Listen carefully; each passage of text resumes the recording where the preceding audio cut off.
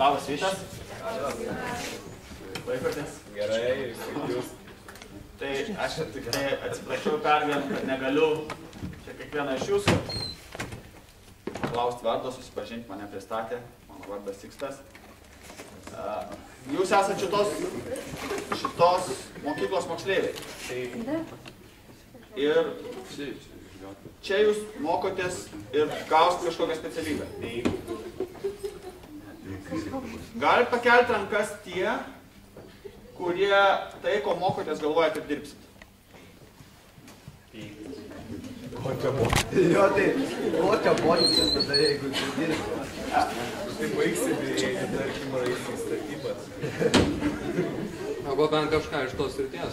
Ne, vakar aš buvau universitete ir ten man jūsų auditorija gal net yra tokia mielesnė, nes jūs iš tikrųjų planuojate tą savo gyvenimą kažkaip konkrečiau. O žmonėm, kurie, reiškia, kažką studijuoja tokio abstraktesnio universitetuose, jiems po to būna ir sudėtingiau rasti tą mėgiamą mylimą darbą. Tai mano tikslas čia yra jums padėti surasti mėgiamą mylimą darbą. Ar yra čia tokių, kurie iš viso norėtų nedirbti? Pakelkite rankas. O kas nenorėtų? Tai ką jūs galite gauti iš manęs? Reiškia,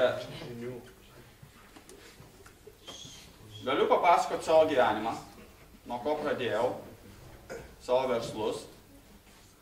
Ir reiškia, galiu papasakoti apie veiklos sferas, kuriuose bankrutavau. Galiu papasakoti tai, kuo dabar užsiimu. Galit paklausti visko. Į ką reaguoju, tarkim, priimdama žmogų į darbą. Reiškia, į ką noriu, kad mano darbuotojai pasiektų. Taip. Pasakykis viską. Laiko turim. Ja, tai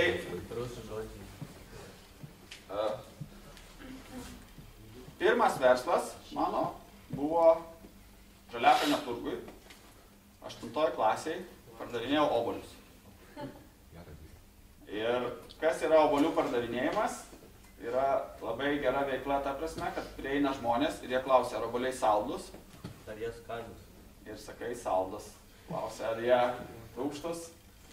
Sakai, paragaukite. Nu, tai ne tai, kad meluoji, bet sakai, gal tas rūgštumas pas kiekvieną yra skirtingas. Ir, reiškia, bendravimas tas su žmonėm ir išgirdimas, ką tau sako žmogus, jo, yra turbūt pagrindas, reiškia, bet kokio tai sėkmingo veiklos. Jo. Jeigu jūs šiandien sėdite šitoje auditorijoje, jūs irgi treniruojatės išgirsti žmogų. Jo. Aš kalbu, jūs galite išgirsti. Jo. Jūs pardavinėjat obuolius, jums užduoda klausimą, jeigu jūs nusisukat arba, na, įsivaizduokit, nėra kontaktų. Jo. Jis nepirks obuolio neparduoda. Tai jeigu yra noras kažką parduoti, kažką ten atidaryti savo kavinę, atidaryti savo restoraną, pas jūs ateina klientas, jūs turite jį išgirsti. Jeigu jūs tik mokėsit papasakoti, arba pašūkauti, arba paliekoti, arba pabairuoti, klientas pas jūs neateis. Tai kiekvienas jūsų momentas gyvenime yra treniruoti. Šiandien jūs treniruojatės irgi išgirsti. No? Tai šitą labai užfiksuokit. Tas gyvenimas ir jisai taip pat atrodo, kad, na, ar tai nėra galimybių, ar tai viskas įmanoma. Iš tikrųjų, viskas yra treniruoti. Viską galima padaryti truputį geriau arba truputį greičiau. Ir jeigu išmoksite daryti geriau, greičiau, turėsit konkurencinį pranašumą, būsit geriausi specialistai savo pasirinktoje srityje. Jo. Kokios yra jūsų veiklos sritys? Virėjai. Prašau? Virėjai. Virėjai. Vadybininkai. Kas? Vadybininko padėjėjai. Kas dar? Sekretoriai? Kas dar?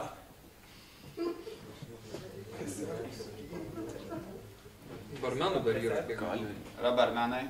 Kalviai? Apželdintai. Šlavėjai.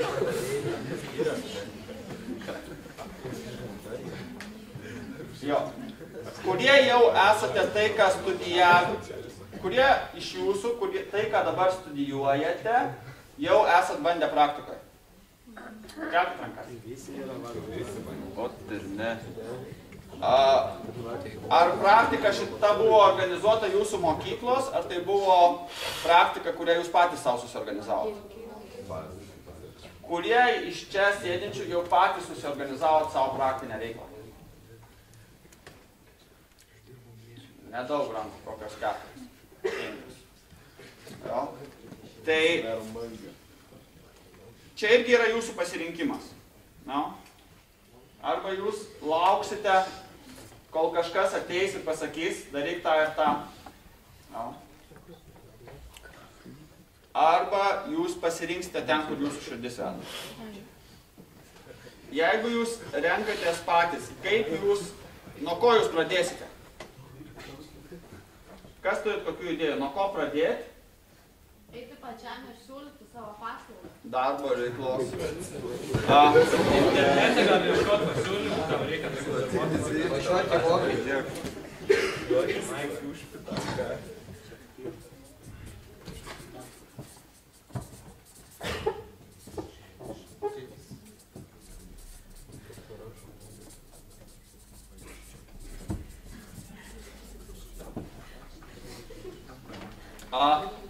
Jeigu einate patys, pas ką gali išnaiti?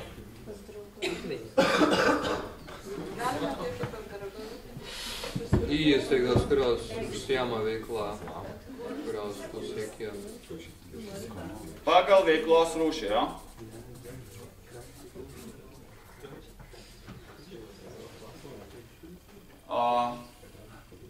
Ir koks darbo variantas kitas? Pas darbdavius, jo?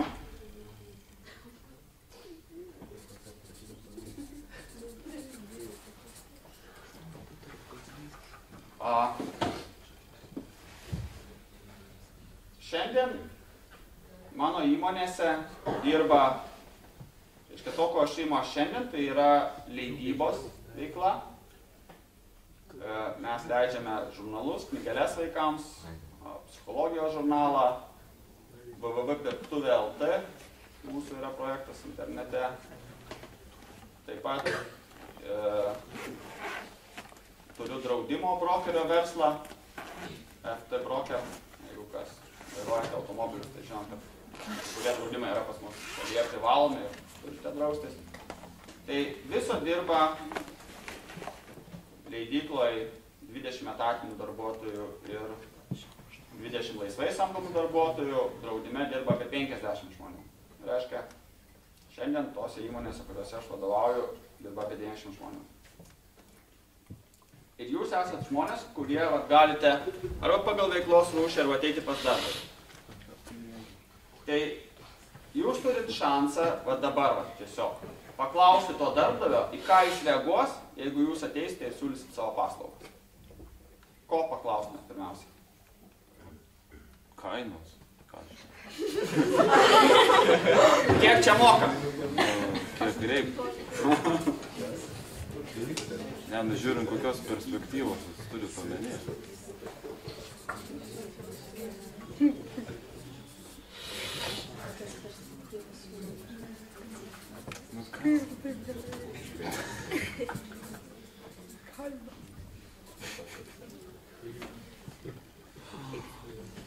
Kokie dar variantai? Kokios darbo sąlygos? Kokios darbo valandos. Viskas į sąlygos. Taip, žiūrėt kreivai. Tik žinau.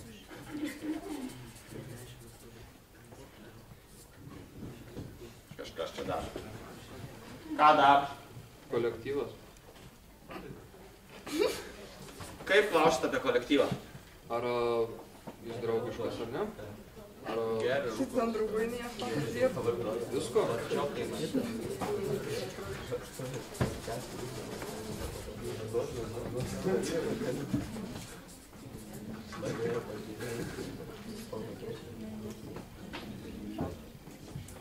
Ką dar? Kokybė. Kokybė. Darbo. Ar skatinamas bendrumas? Jo. Kaip organizuojamas darbas kolektyve? Jo, šačiai. Nu, kažkas tokį, nežinau.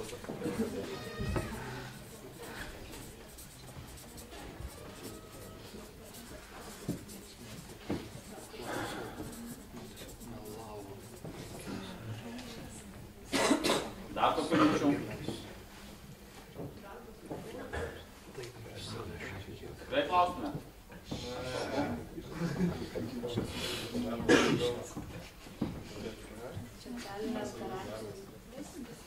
Mokesčiai.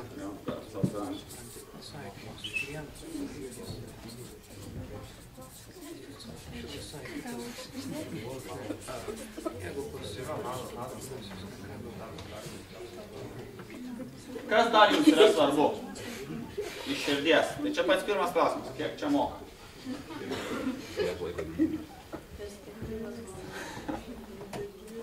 Kokios perspektyvos?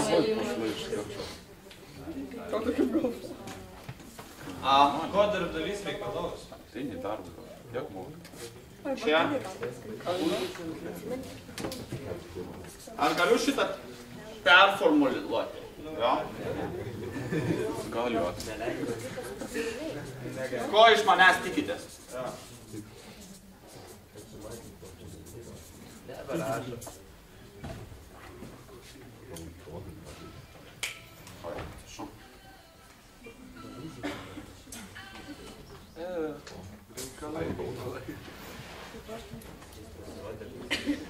Tai noriu padėkoti, vat čia dėmesio, jo? Maždaug ties 7 klausimų, gal jį net reikėtų nuo jo pradėti, jo? Ko jūs iš manęs tikitės? Kad aš galėčiau pasimatuoti, tai kaip, kaip rūbus matuojatės, jo? Jeigu perkat, jo? Tai ar man tinkam?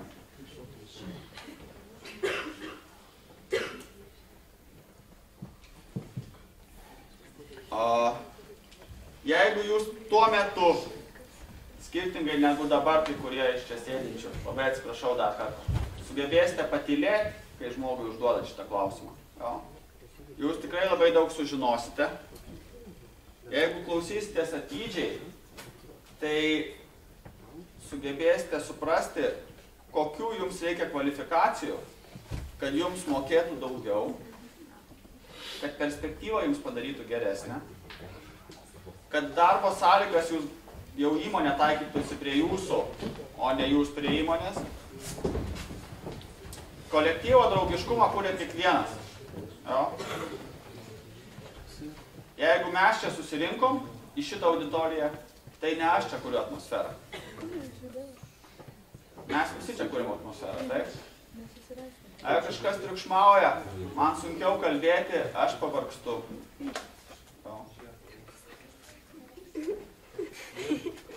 Jeigu aš pavargstu arba jaučiu kažkokią nepagarbą savo, tai aš nepyks, bet irgi man sunku gerbti žmogų, kuris mane negerbė.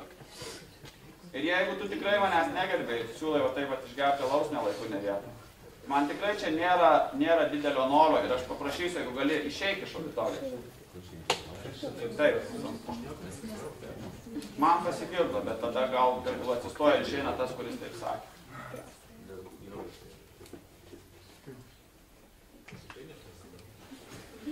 Bet tada tegul atsistoja ir išeina tas, kuris taip sakė, arba išeitų. Arba išeikit abu.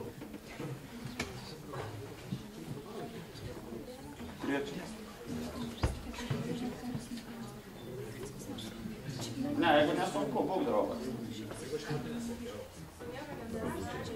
Tai aš sakau, kažkas ne vietoj tokias mėtot frazės.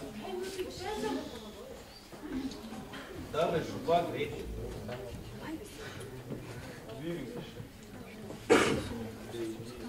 Tai aš noriu grįžti prie to, jo, mes visi reguliuojame savo santykius. Mėly žmonės. Kiek draugiškas kolektyvas yra klausimas, kiek aš esu draugiškas. Kas yra draugystė?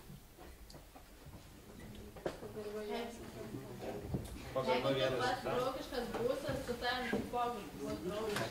Jo, draugystė tai yra pagarba ir pasitikėjimas.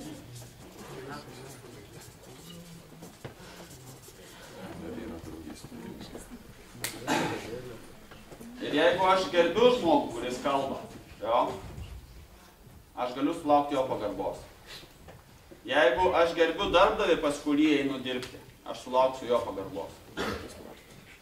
Jeigu aš auditorijoje nesitreniruoju gerbti lektoriaus, jo, aš nemokėsiu gerbti savo darbdavį. Ir darbdavys manęs negerbs.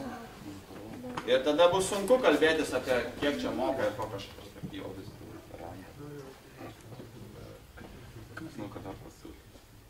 Bet kurie santykiai, ar vyro moters, ar berniuko mergaitės, ar darbdavio darbuotojo, jie visą laiką yra abipusiai. Jeigu jūs išmoksite niekinti savo pedagogus, niekinti tuos, kurie jums kalba kažką ir nori kažkokią žinutę perduoti, kokį jūs sulauksite atsakymą? Ne, jūs lygiai taip pat niekinsite. Ir gausit tada sunkiausius darbus ir gausit, tokias atitinkamas karjeras. Santykis laikai bus abipusis. Ir to santykio aš mokausi kiekvieną minutę. Bandau išnaudoti.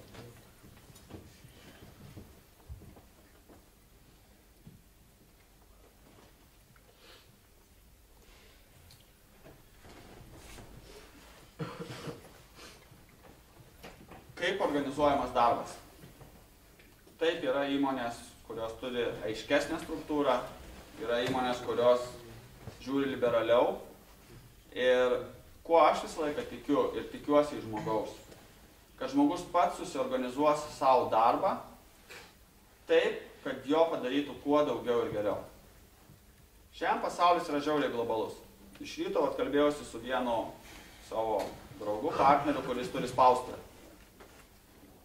Ir šiandien Lietuvos spaustuvė jau konkuruoja su Vokietijos spaustuvė. Tarkim, Lietuvos spaustuvėje dirba žmogus prie aparato ir Vokietijos spaustuvėje dirba žmogus prie aparato. Prie lygiai tokios pačios įrangos, kuri pagaminta lygiai toje pačioje Vokietijoje. Ir Vokietijoje žmogus kažkodėl sugeba per tą pamainą padaryti dvigubai daugiau. Tai lietuviai kai degraduoti. Ne, mes negalvokim, kad mes blogi. Mes esam tie, kurie galbūt sunkiau kažką priimam, sunkiau mokomės ir į naujoves mes sureaguojam išgąsčiu. Ateina kažkas, pasako kažką ir mes įsigastam ir sakom, dažnelis kažką čia šneka. Tai jeigu mes nustosim bijoti, jeigu būsim atviri, jeigu būsim imlus, mūsų darbo rezultatai bet kokį darbą dirbant gerės. Aš taip įsivaizduoju, kad šitie projektai, jie yra organizuojami tam, kad mes tiesiog paprastai žmogiškai šnekėtumės, jo? Nebūtų pas jūs bereikalingų ir kažkokių tai įsivaizduojamų baimių tiem darbdaviam, jo? Vėlgi, jeigu jūsų tas mentalitetas bus toks, kad aš noriu būti kaip vergas, kaip negras ir kad mane ten baustų, jūs tikrai susirasit tokių įmonių Lietuvoje, jų yra. Kur jūs, ne visai už žmonės laikys. Jeigu jūs gerbsit save ir iš tikrųjų, ko iš manęs tikitės, tuo klausimu ateisite į bet kurią įmonę ir išgirsit, ko iš jūsų tikisi, jūs galite susiorganizuoti savo ir darbą, ir gyvenimą. Ir tam Lietuva viena iš geriausių šalių. Šiai dienai. Visoje pasaulio ekonomikai.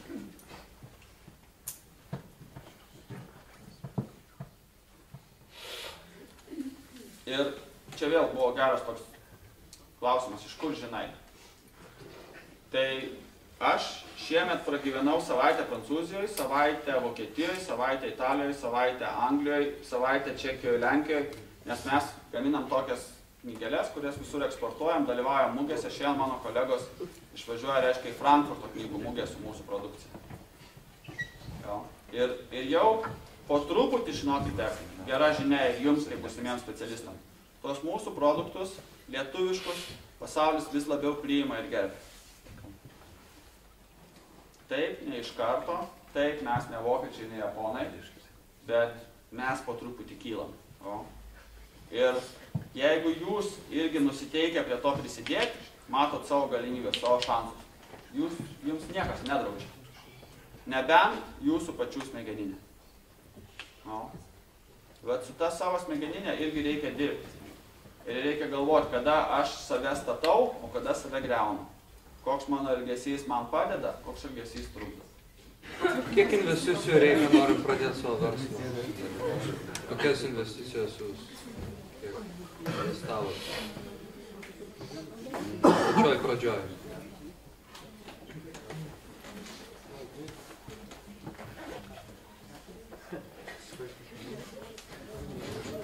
Čia, kaip, yra visą laiką toksai, apie tas investicijas pasakysiu. Ne vien finansinės, emocinės. Jo, žinot tą anekdotą, kur sakė, kaip aš pririnkau kilogramą obuolių, nunešiau į turgą, pardaviau, gavau 2 litus, tada už tos 2 litus nupirkau kaime 2 kilogramus obuolių, pardaviau jos po 2 litus, jau gavau 4 litus. Tada 4 kilogramus, tada 8, 12, spaustuvė. Jo, tada mirė teta, paveldėjau milijoną. Ir tapau milijonierė. Tai aš ko tikiu asmeniškai? Judėk ir Dievas padės. Svarbiausia yra pradėti ir nenuleisti rankų.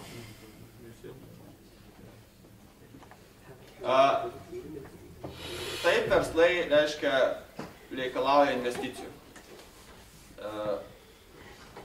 Kad užsidėti savo tokį barjerą, reiškia, kad kol aš kažkur tai neuždirbsiu kažkiek pinigų, savo verslo nepradėsiu, tai taip nėra.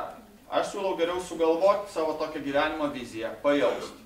Na, tarkim, jeigu aš kažkokio tai ar paslaugų, ar prekių versle noriu kažką pasiekti, kur aš šiandien galiu mokytis?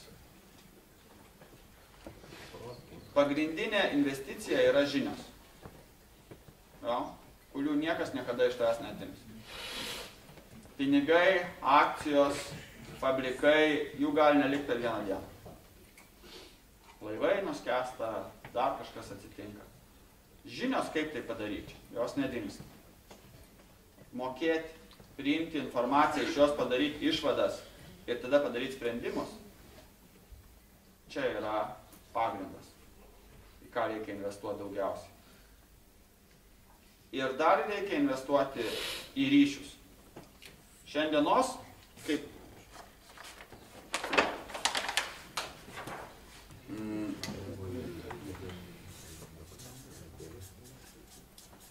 greitis ir ryšiai. Iš mano asmeninės patirties, aš, reiškia, 2000 metais nuėjau į draudimo verslą.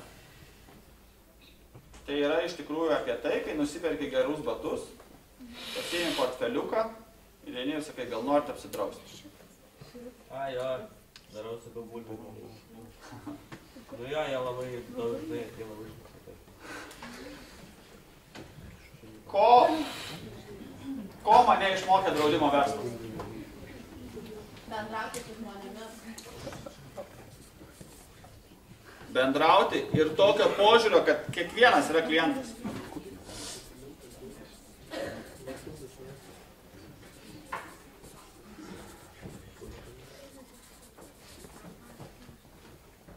Kiekvienas yra klientas. Jeigu aš šiandien, tarkim, einu ir kažkaip tai su kažko pasielgiu nemandagiai, o po to aš sėdžiu savo ofise ir tas pats žmogus ateina pas mane apsidraust, jam turbūt bus nekokios emocijos, užtinka. Jisai nebenorės, jis apsuks ir išeis. Tai jūs kiekvienas esate šitoj situacijoje. Jeigu šiandien aš save parodau iš kažkokios geros pusės ir ką aš kalbu ryšiai. Lietuva žiauriai maža šalis. Atspėkit, per kiek žmonių Lietuvoje mes visi vienas kitą pažįstam. Minimaliai. Per 6 mes pažįstam visi vienas kitą pasaulį. Per 3-4 žmonės. Kai įsivaizduokit, yra mano pažįstami, Yra tokia sistema verslo profesionalų. Kas iš jūsų turit Facebooką?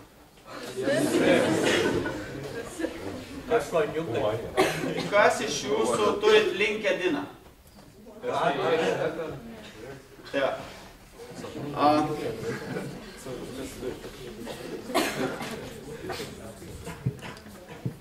Tai yra, reiškia, Facebookas profesionalams, kur aš susikuriu savo profilį pagal savo veiklą.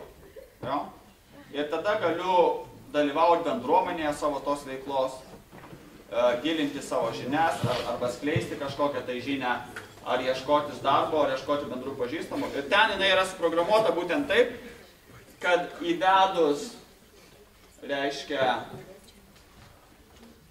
jeigu aš žinau žmogaus, su kuriuo noriu susitikti, arba noriu jam kažką parduoti, arba noriu pas jį įsidarbinti vardą pavardę, tai aš pamatau, tai Facebook'e galima padaryti tai, bet jeigu vardą pavardę, ten irgi išmes krūvą. LinkedInas duoda tą paslaugą, kad jis parašo, kurie mano pažįstami, pažįsta tuos, kurie pažįsta tą žmogų. Jo, man reikia kažkokio ten AB, čia esu aš, ir aš žinau, kurie pažįsta tuos, kurie pažįsta jį. Apie ką aš jums pasakoju, jo? Jeigu aš turiu kuo daugiau pažįstamų, kurie pažįsta mane iš gerosios pusės, šiai dienai, šitam mažam pasaulyje, jie papasakos, jeigu man reikės, tiems, kurie pažįsta tą žmogų, kuriam aš noriu kažką parduoti pas jį įsidarbinti. Kaip? Rekomenduos. Taip. Ir lygiai taip pat atvirkščiai. Jeigu mane pažįsta iš blogosios pusės, aš ten kažką apgavau, pamelavau, pasišiukšlinau, kažkur ne ten nuėjau, tai šiandien Lietuva tikrai labai maža. Jo, ir tada tas kelias pasidaro žiauriai trumpas. Nes niekam nebereikia žmonių, kurie nerimtai žiūri į darbą, nerimtai žiūri į pareigas. Jeigu labai didelis ir praktinis jums patarimas. Jeigu pas mane ateina darbuotojas ir tarkim, aš jo klausiu, o kaip tau sekėsi prieš tai buvusiam darbe, ir jis pradeda blogai kalbėti apie prieš tai buvusi darbdavį, darbo sąlygas ar darbo kažką, tai yra didelis minusas mano akise. Pagaunat šitą mintį? Jūs klausėt, kaip jam sekasi, jisai veikia valdžią. Kas dar yra šiai dienai bendro absoliučiai visiems darbams, kuriuos tenka dirbti, norint padaryti karjerą? Ryšiai. Jo, tai ryšiai pakalbėjom. Kas dar?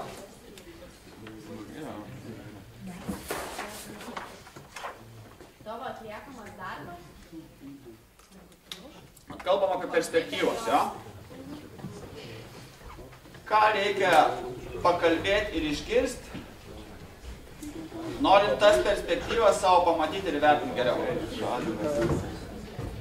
Situacija, taip? Jūs ateinate pas darbdavį ir jums rūpi, kokios čia yra perspektyvos. Taip? Kas jums yra svarbu kaip darbo perspektyva? Pradėsite neužilgo savo tą savarankišką darbą ir turit visus šansus, kaip jauni žmonės, reiškia, nuo to paprasto darbininko eiti iki boso.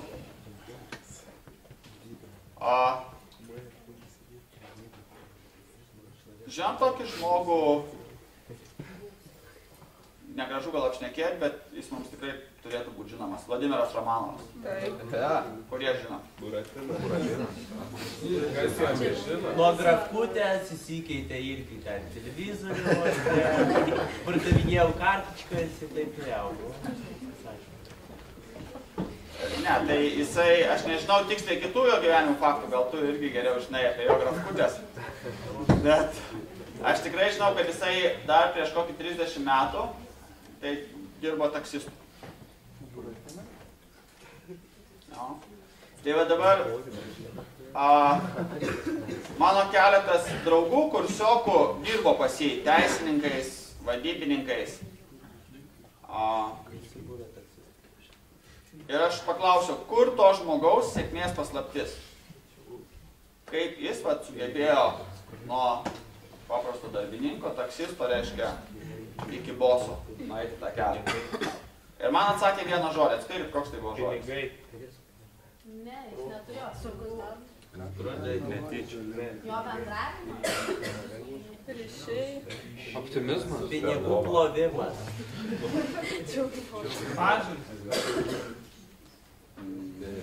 Kol kas nežinau teisingą atsakymą, nors visi, ką sako, dalykai turbūt yra svarbus. Per sieną cigaretę. Narkata. Tikslas. Drąslumas koks. Kaip manot, kokia esminė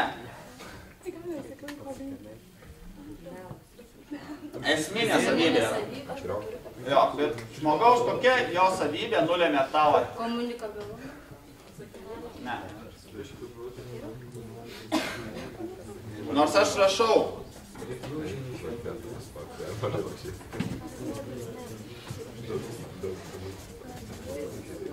Vat ryžtas labai arti to žodžio.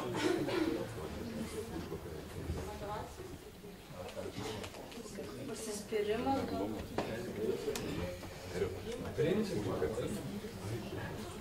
Dar girdėjau gerą irgi labai svarbų žodį atsakomybę.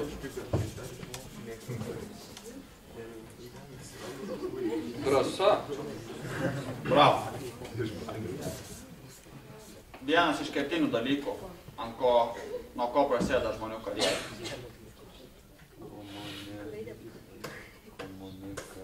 Bet ta drąsa viena, jinai nieko nereiškia. Kaip aš turiu būti drąsus, jo? At visi mes esam buvę vaikais kažkada ir kažkada galbūt, reiškia, norėdami padaryti savo drąsą, ten surūkėm pirmą cigaretę gyvenime. Yra tai buvę, kurią nors išvekė? Po to ten arba padarom kai kada ten baisu užkalbinti mergaitę, kažkada gal būdavo kažkam, tai ant drąsos reikėdavo išgerti 50 gramų.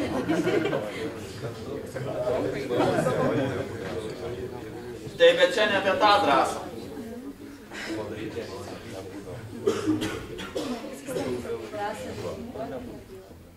Jo.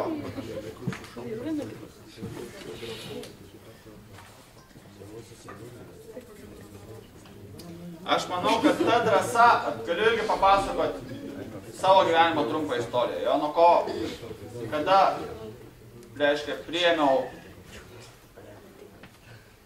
svarbų žingsnį gyvenime. Tai kaip, kiek jums dabar metų maždaug? Apie 20.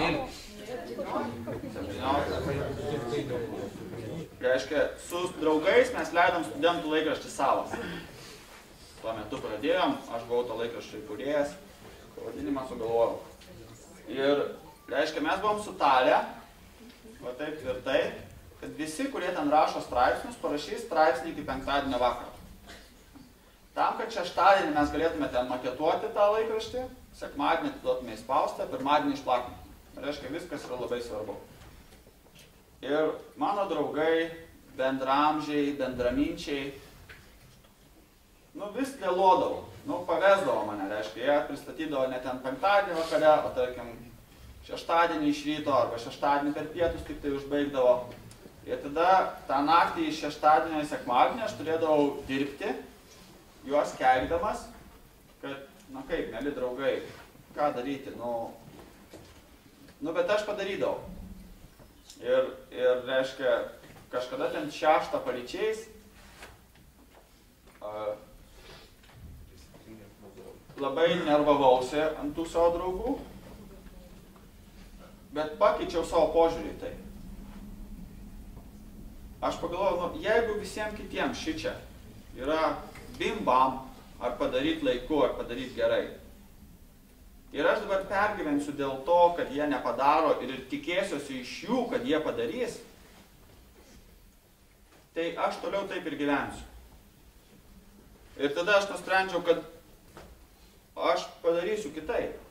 Reiškia, tai jeigu kiti tingi, tai ne mano problema, tai mano šansas.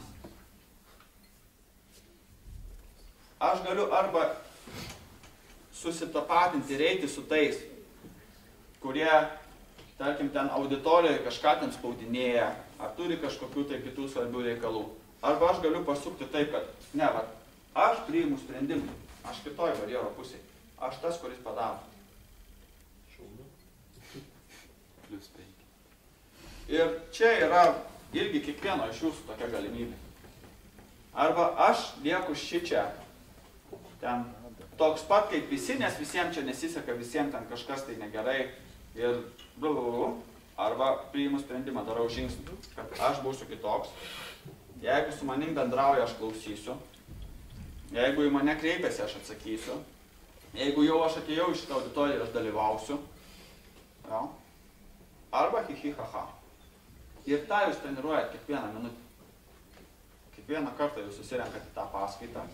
Kiekvieną kartą tai yra jūsų šansas. Arba treniruoti savo balvonizmą, arba treniruoti savo atsakomybę. Ja. Galimybių yra. O kaip ir tos galimybės prasideda šiandien, arba prasideda nuo rytdienos. Jo? Kas iš jūsų darot mankštą? O skaitusis treniruotis, Kas darot mankštą kiekvieną dieną? Aukštai pakelti. Anksti ryte atsikėlę. Jo? meluoja.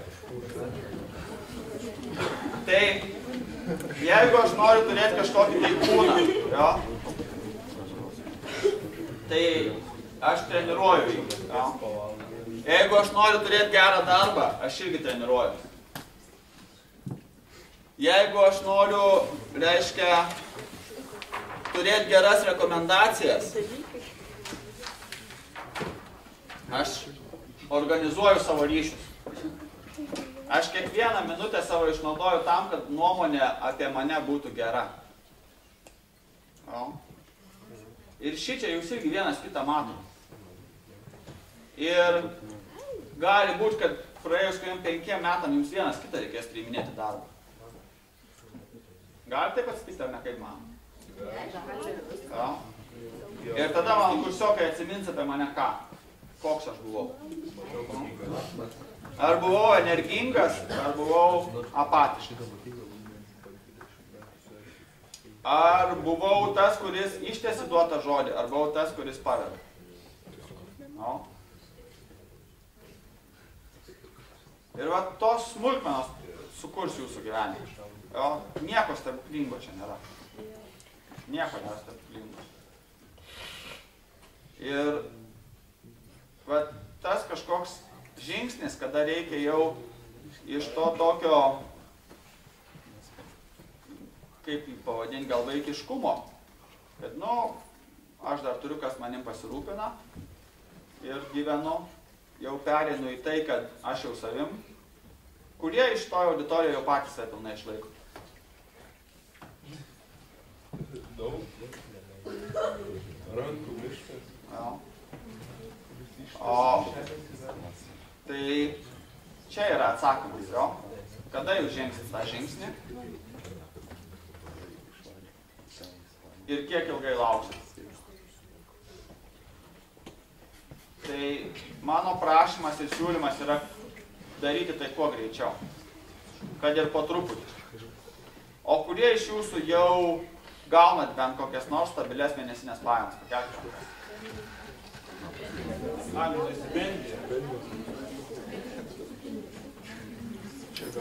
O jeigu ne stipendija, o kur kažkas moka už jūsų atliktą darbą?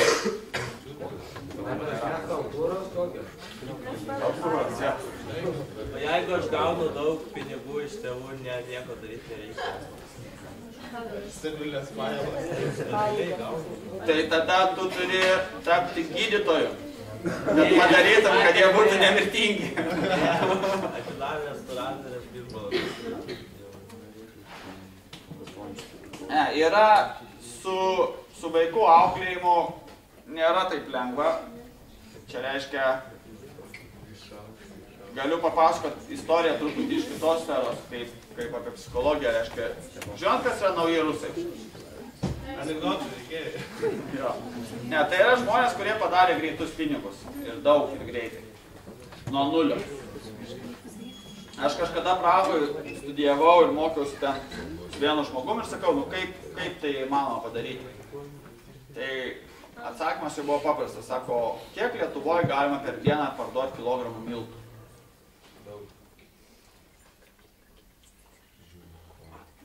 Nu vis tiek mūsų yra tik tai kiek jau dabar. Žiūrint, kokie miltai.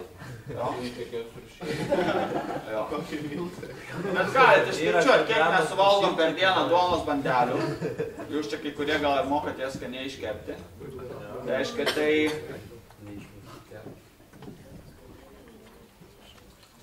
įsivaizduokit šalis, kuri yra ten 50 kartų didesnė. Tai jeigu aš prekiauju miltais ir parduodu jų ten 100 000 tonų per mėnesį ir nuo tonos uždirbu $1. Tai vis tiek labai daug pinigų. Lietuvoje tokių verslų reiškia neįmanoma padaryti, nes čia tik taip gali parduoti 10 000 tonų per metus, pavyzdžiui. Per visas kepyklas ir tai kiek įmanoma parduoti? Nežinau, aš specialistas. Bet, nu, kaip pavyzdys. Tai iš to tie žmonės, kurie pirmieji tos padarė, jie auklėja po to vaikus. Ir yra du kraštutinumai. Jo, reiškia, yra kraštutinumas, kad aš savo vaikui nieko neduosiu, tegul jis eina gadas ir pats viską pasiekia. Ar kitas kraštutinumas, aš jam duosiu viską, kad jis nereikėtų vargti. Tai ir tie vaikai po to turi daug problemų. Ypač santykiuose su tėvais.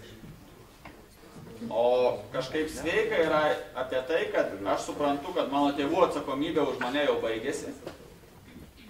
Kas pas mus Lietuvoje yra, ko aš iki galo nesuprantu, tai šitoje vietoje čia jau ne vokiečių, o yra, kaip sakyti,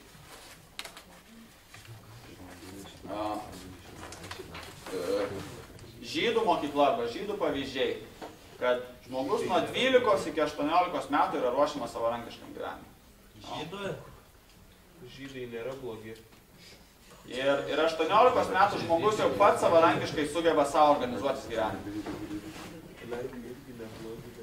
Pas mus kažkaip yra, reiškia, kad iki 18 pas mus ten, tarkim, niekas negeria ir 18 jau jis mokės vartoti alkoholį. Nes jie jau ir parduotuvėje parduos ir taip toliau. Arba ten lytinis švietimas irgi ten. Iki 16 neduok. Jo, po to jau kaip gausi. Tai reiškia,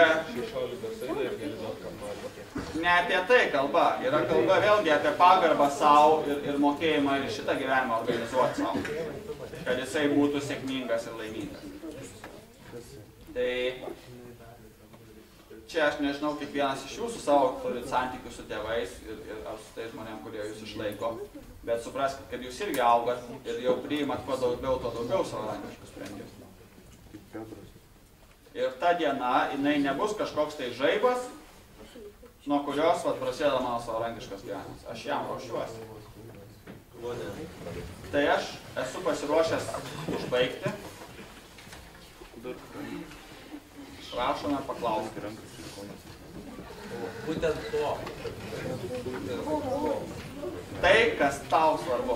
Ar esate patenkintas savo gyvenimu? Aš jį gyvenu, aš to nežinau. Nežinau, kaip atsakyti tokį klausimą. Jaučiu, kad gyvenu. Ir turiu daug galimybių rinktis. Tai ar turit klausimų, mėly draugai? Tai reiškia, nei vienas neklausėt. Viskas aišku. Kiek kartų esat bankrutavęs? 2. Tai yra gyri duobė buvo. Vieną kartą bankrutavom, todėl, kad, reiškia, buvom 4 partneriai, kurie įkūrėm bendrovę. Bendrovė uždirbo daug pinigų, mes pasidalinom dividendus. O po to buvo toks momentas, kada reikėjo grąžinti pinigus į bendrovę, kad jinai toliau veiktų. Ir tada 2 partneriai norėjo grąžinti ir norėjo tęsti tą veiklą, o 2, reiškia, nenorėjo. Ir vat gausi konfliktinė situacija, ir vat iš konfliktinės situacijos gausi tai, kad mes nesusitarėm, ir įmonę teko uždaryti. Nors prieš tai jos vertė buvo ten keli milijonai litų.